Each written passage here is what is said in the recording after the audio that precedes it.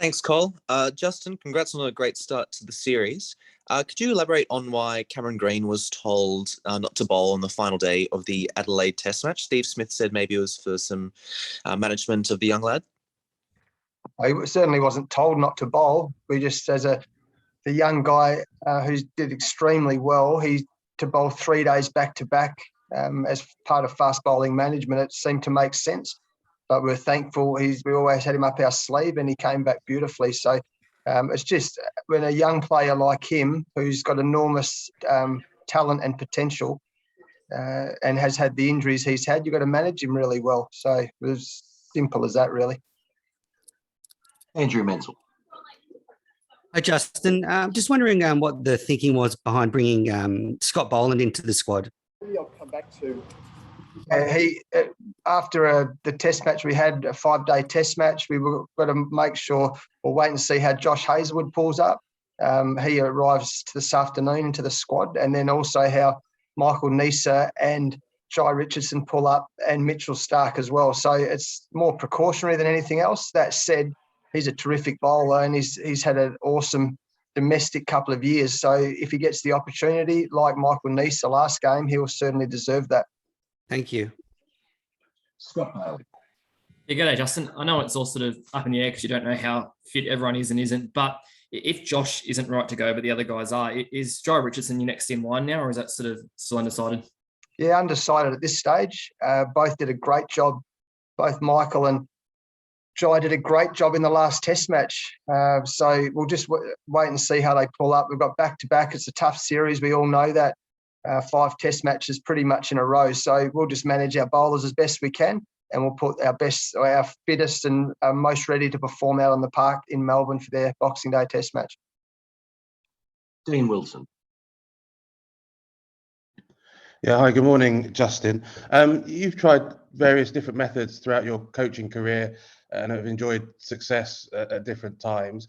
I just wanted to take you back to 2019, the aftermath of Headingley, when you got the team round and showed them the video of what kind of went wrong the day before. We understand that England have gone through a sort of similar process, maybe quite quickly after their defeat in Adelaide, where players were made to watch some of their mistakes. I just wondered, did you get the response you wanted after that? Was that a useful tool as part of the coaching armoury, or would you, on reflection, maybe not go through that again?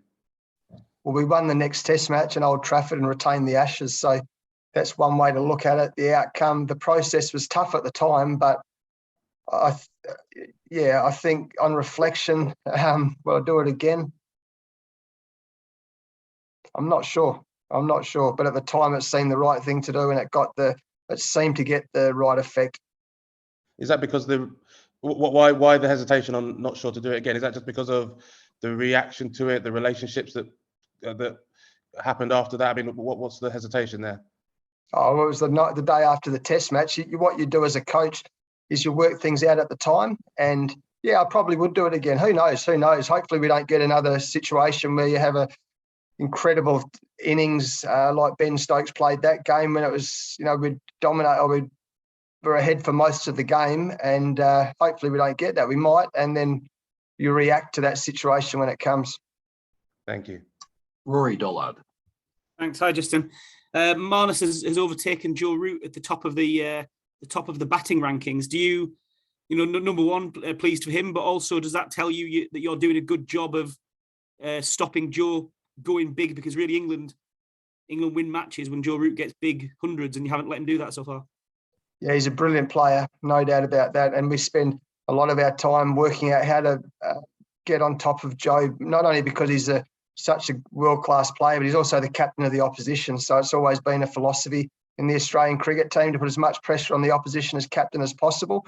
Joe Root's that tough though, and we see he hasn't necessarily got a really big 100 yet, but he's been an excellent player this series already. So we'll continue to do our homework on him and make sure that, or hope that we can keep having good effect with him. Mel Farrell. You there, Mel? Sorry. Hey, Justin. Obviously Travis Head has had a really good series so far as well. And I'm just wondering if you think that one of the key differences between the sides has been, I guess, the faith that the batters have in the ability of the others to score runs. So in a way, giving them a little bit more freedom. Oh, maybe. I'll go back to, I think Rory just asked the question about Joe Root. What I know about Test cricket is you've got to have 6 or 7 people performing, not just putting all your attention on one. So, it's great to see so many of our guys contributing. We talk about partnerships in our batting. We've had a couple of really big partnerships. We're ticking all our, what we call our whiteboard marks off in terms of batting. And Travis has been a big part of that. I've got an enormous amount of respect for the way he's come into this series. He was left out last summer, and then to keep fighting back, but also to play with the courage he's got has been awesome for the team. So, he's been, when you've got David Warner playing well, Steve Smith playing well, Marnus playing well, and Travis Head playing well, we've got Cameron Green and Marcus Harris who haven't quite made the runs yet, but geez, they're looking good. So, it's contribution from all of our guys, and thankfully they're all doing that at the moment. David Mark. Thanks, Kyle. Thanks, Justin. Yeah, look, I wanted to touch on Marcus Harris. What's your feeling about the way he's playing? Will he play in this test? And what would be a pass mark for him to maintain his spot in the team? Well, he'll play in the tests. No worries about this. This is his home ground. He's played a lot at the MCG. He hasn't made the runs he'd like to so far, but he dominates domestic cricket. So he knows how to play. He's a fantastic bloke around the squad. He's got a good sense of humour. He brings something, good energy to the team. And we know he's a very good player. So we're, for him and for us, we're hoping makes a good, plays well and gets a good partnership with Davey Warner in this Boxing Day Test match. Is there a pass mark? Is there something he would have to do? Could he have another failure and play on in the series? Yeah, we look at it all the time, don't we? We'd like to back our players in where we can. And as I said, we know how good an opening batsman he is in domestic cricket. He's showed glimpses of it in Test cricket so far. And we're hopeful that he'll, keep kicking on and keep getting better. It's a tough gig, Test cricket, opening the batting. So he's not far off, I don't think. Sam Landsberger. G'day, Justin. Congratulations on the World Cup and the start to the Ashes series. Just wondering sort of if it's revitalised you in a way. Have you sort of thought about whether, you really want to continue in this post in a real long term? If, what sort of happened the last few months, had a change or an impact on sort of what your long-term plans are in this team? I've never thought differently, to be honest. I've been consistent with what I've said for the last 4 years. I love my job. And the boys are playing well, no doubt about it. It's a great team to be involved in. Nothing's changed from my point of view. Is that all 3 forms? Just to clarify, would you like to obviously continue steering the ship in all forms of the game? Yes. Thank you. Andrew Wood. Yeah, g'day, Justin. I want to ask you about Marnus getting to the number 1 Test batting rankings, and if you could cast your mind back, I suppose, probably about 3 years now, when you picked him at a time when a lot of people were probably thinking, what are the selectors doing? But I mean, his performances since are probably justified. Can you sort of tell me, I suppose, what was it about Marnus that he was doing, that you were seeing, that made you pick him? He's got an incredible appetite for cricket. He loves it. He absolutely loves it. He loves practicing. He loves batting. He's as fit as any athlete in Australia.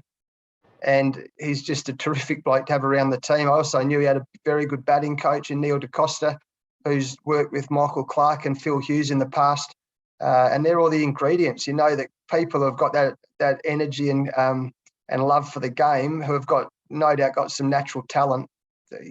You like to take a punt on them, and he astounds us every time. We watched him bat. When I watched him bat at the Gabba, England went really hard at him, but the way he played, he stayed calm, and he's just continues to get better and better. So, and I've got absolutely no reason to believe he won't keep getting better and better. He's certainly as hungry as ever. He's working as hard as ever, and let's hope he continues on this incredible rise. Yeah, his batting coach said a couple of years back, he reckons, it's Neil DaCosta reckons he could get, I think, maybe 25, 30 Test centuries. He's up to 2,000 runs now, I think 6 or 7 Test hundreds. How high do you think he can end up in when he finishes? Yeah, time will tell. It's a tough business, but all he can keep doing and is keep doing what he's doing, preparing well, and the outcome usually looks after itself. And if he keeps playing for a long time and he keeps looking after himself like he does, plays for a long time, then the runs will look after themselves, I'm sure. Thanks, Justin. Eddie Summerfield. Yeah, good morning, Justin. Can you tell us, I guess, keeping in mind your comments before about Marcus Harris playing on Boxing Day, what's your messaging at the moment for Usman Khawaja? And do you think he's likely to perhaps have a role to play later on in the Ashes?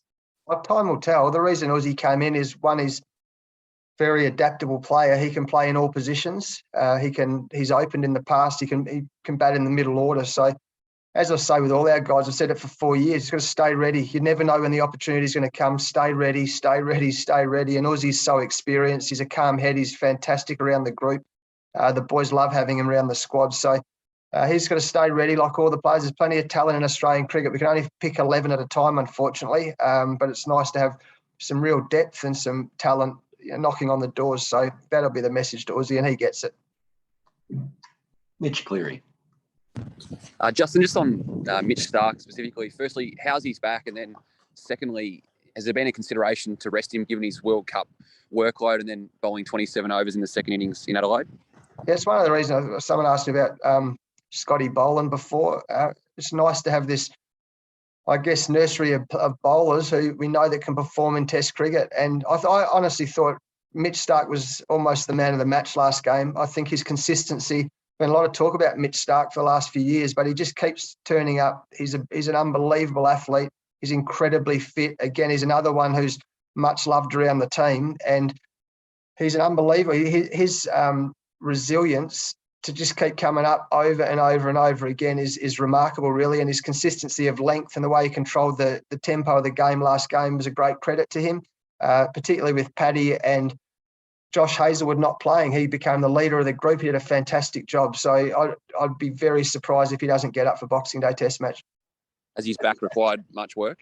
Oh, it's just his rib, actually. It's just, and it's just, I've never been a fast bowler, but a lot of the bowlers talk about when they come back to Test cricket, bowl more overs, they jam down on that rib area. So he should be fine. He's tough. He is that tough. But if he's not right, then we'll look at it. But at this stage, there's no indication suggesting he won't be playing the next Test match. Russell Gould. G'day, Justin. Just on that Mitch's resilience there. I mean, it was a fairly tumultuous lead into the start of the series for you guys. You come off the back of a winning World Cup and then you lose your captain and all that sort of stuff. The bowlers haven't played much red ball cricket. Have you been surprised at the ability of the guys to just turn it on so quickly and to go 2-0 up in the series? And obviously in Adelaide, you lose Pat Cummins as well. I mean, the performances I'm sure they've met your expectations, but have you been surprised in what you've seen from the guys to be able to come through what they came through and perform so well? No, not surprised. But we talk about staying calm. What I loved about I think I found out at midnight the other night about Patty Cummins and what was happening. So I just really like how everyone's staying calm, getting on with their job. We know our processes. Everyone knows their roles in the team, whether it's all the players, they're clear on their roles, whether it's the selectors or the coaches, everyone's clear on their roles. So everyone therefore can stay calm. And even through the quarantine period in the Gold Coast, we had excellent facilities. Everyone stayed nice and calm, got on with what we had to do, and it was nice to start the series as strongly as we have. You've been with the group a while now. Have you seen significant growth in a lot of the players as well over that time to get to that point where they can be so calm through so much tumult? Yeah, absolutely. And then when you bring guys in like Travis Head comes back in, he's a senior pro now. Alex Carey comes in on the back of what happened with Tim. We bring Michael Neser in, and he's played a lot of cricket now. He's an old pro. So, it's brilliant to have these guys who have been waiting and wanting to get in the Australian cricket team. They'll do anything to play for the Australian team. So they take their opportunities. They love being a part of the group. It's a great environment to be around, and they're stepping up nicely for us. Thanks, Justin. Drew Jones. G'day, JL.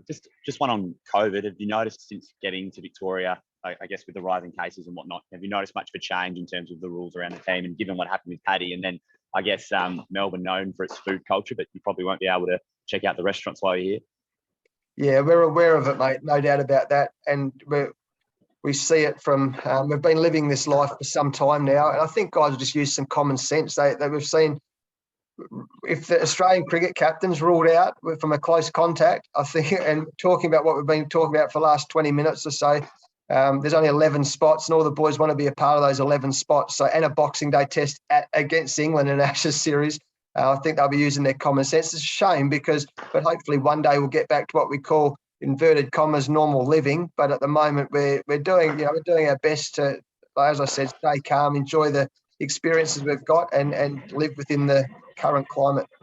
And just a really quick one on Josh Hazelwood. If he wasn't right to go in the test, would there be any consideration to be letting him stay in New South Wales and having Christmas with the family? Yeah, he actually chose to come to Melbourne. So because he'd organised he thought he was going to be here, so he'd organised his Christmas around being in Melbourne with his girlfriend Shireen. I think she's got some family in Melbourne, so that's why some of the guys went back to Sydney. Every opportunity they get to be home, it's like a day at home is like a week's holiday, really. So they spend so much time. But it was Josh's preference to come to Melbourne, and we obviously honour that preference. He's one of our senior players, and we're looking forward to seeing him this afternoon. Thanks. Scott Bailey. Hey, JL, just interested from your experience, mate, as a player, as someone who obviously was made out like their spot was under pressure a fair bit. In the last couple of days, obviously you're public support of Marcus this morning. Travis Head said it after day 4 in Adelaide, Steve Smith after day 5. How important do you think that is? Because I know it was something you spoke about as far as what Steve Ward did for you when your spot was talked about. Oh, it's very important. It's nice to know people have got your back. That's absolutely probably one of the most important things in life, actually, knowing people have got your back. When my experience, if that's what you're asking, when Steve Waugh or Ricky Ponting or Mark Taylor, Alan Border said you're in the team, you feel like Superman. And I said that a few months ago, but you feel like you're important to the team. And Marcus Harris is important to the team. He's an opening batter. He's an out-and-out opening batsman. It's something that we've talked publicly about and privately about really cementing, not just for the short term, for the long term, our opening partnership. I think it's very, very important. We've chopped and changed a lot over the last 5 or 6 years, and that's testimony to that is how many opening partners Davey Warner's had in his career. So certainly one of the building blocks of a great team is the opening partnership in the top 3, and we're determined to get that right. Roger Vaughan. I think you might be on mute, Roger.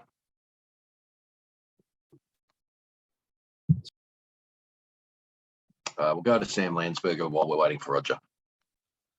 Justin, there was a question off the top about Cameron Green. I'm just wondering, are there some specific numbers about him? Is there a set number of overs he can bowl per innings, or no? No, there's not. And it seems to be a lot. I'm surprised there's been a lot being made of Cameron Green. I thought what we saw with his bowling was that exciting last Test match. I mean, I've watched him since I think he was 17 or 18 play, but he's had a couple of stress fractures in his back. He's only 22 years old, and if you look at the research on young fast bowlers, you got to look after them, but there's certainly no numbers.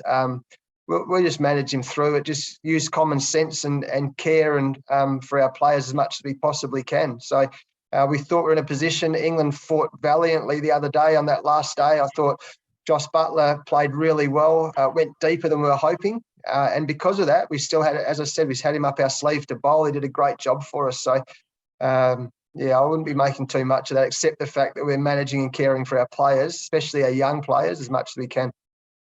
And just lastly, I mean, obviously a result in Melbourne will retain the Ashes for you, but there's a world test at play as well. Would sort of, does that increase the appeal of, say, a 5-0 result, the fact that you can really, get the points on the board for that? Oh, the Test Championship's really important for us. Yeah, we were envious of New Zealand and India that we weren't there last year. We would have loved to have been. It had been a goal that we didn't achieve, unfortunately. But every Test match is important. We know we're entertaining a lot of people around Australia. I can't believe how many messages I get from people all round saying, how much they're enjoying the Test series, how much they enjoyed the World Cup in this period of COVID. It's great for us to be out on the park. So there's that side of it. But there's also the winning a Test match. I hear a lot about what could happen in this series, but I also know how quickly things can turn around. So we're just going to concentrate on doing as well as we can in this Boxing Day Test match, and then we'll think about Sydney and Hobart after that. We'll try Roger again. You there this time, Roger? Yeah, can you hear me now? Yeah, we got you, mate. Thank you very much, Cole. Thanks, Justin. Look, just tag teaming on what Scotty was asking you, Justin, about Marcus. Just, you talk about your own experiences as an opening batsman, sort of setting aside your role as national coach. Do you sort of use that? Do you guys sort of talk as fellow fellow members of the opening batsman cartel, and sort of can that help him, do you think? Yeah, I've known Marcus since he's about 14 or 15 years old. So, and we both happen to be left-hand opening batsmen. But yeah, I mean, that's our job as coaches or mentors, to help these young guys find their feet firstly, and then prosper in international cricket. It's a tough gig. There's no doubt about that. So, but we're really confident Marcus has got what it takes to be a successful Australian opening batsman. And what we see in the nets, what we see in domestic cricket, all adds up to what is potentially a very good Test career. So let's hope he starts that off again on Boxing Day. Last one here, folks. Izzy Westbury.